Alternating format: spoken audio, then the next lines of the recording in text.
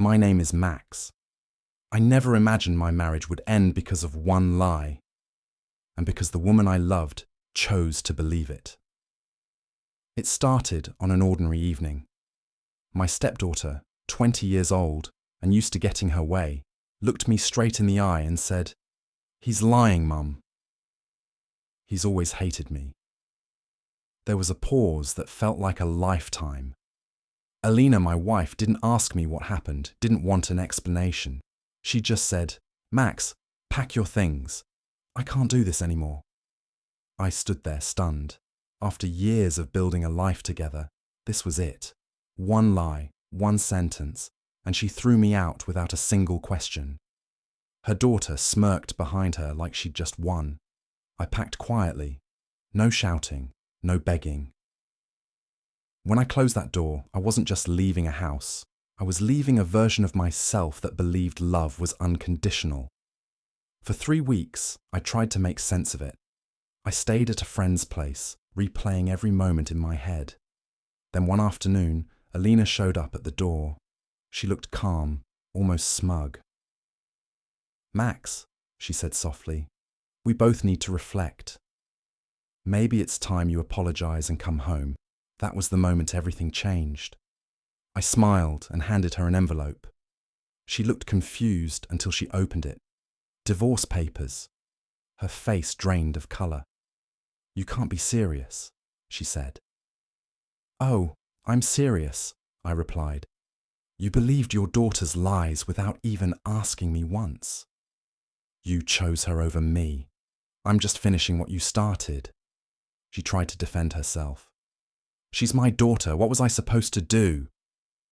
I looked right at her. "You were supposed to be my wife." That silence said everything. She left angry, her daughter sneering as she walked away. "Good," she said. "He's finally gone for good." But I wasn't gone. Not really. While they thought I was broken, I started preparing. I pulled every document, receipt, and proof of contribution I'd made over the years. To the house, the accounts, even her business. She always called it her company, but I had funded it from the beginning. I had the paperwork to prove it. When the court papers were served, it hit them hard. Half the house, half the assets, my rightful share of the business. At the first hearing, Alina sat across from me, pretending to be calm, but I could see the fear behind her eyes.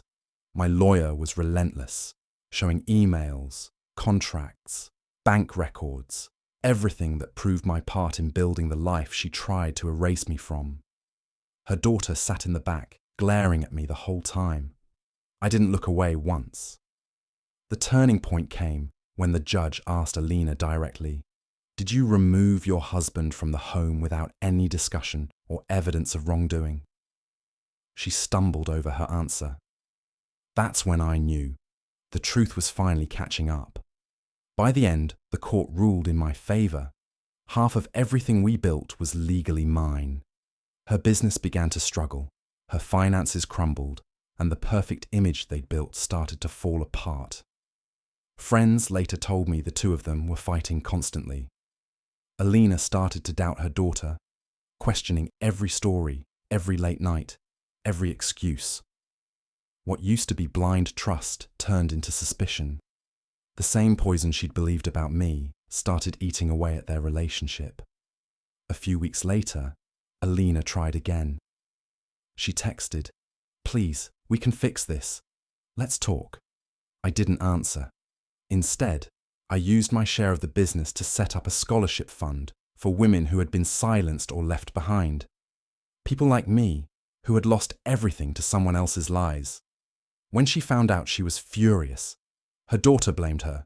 She blamed her daughter. They turned on each other completely. Their home was sold to pay legal fees. The business failed. The daughter moved out.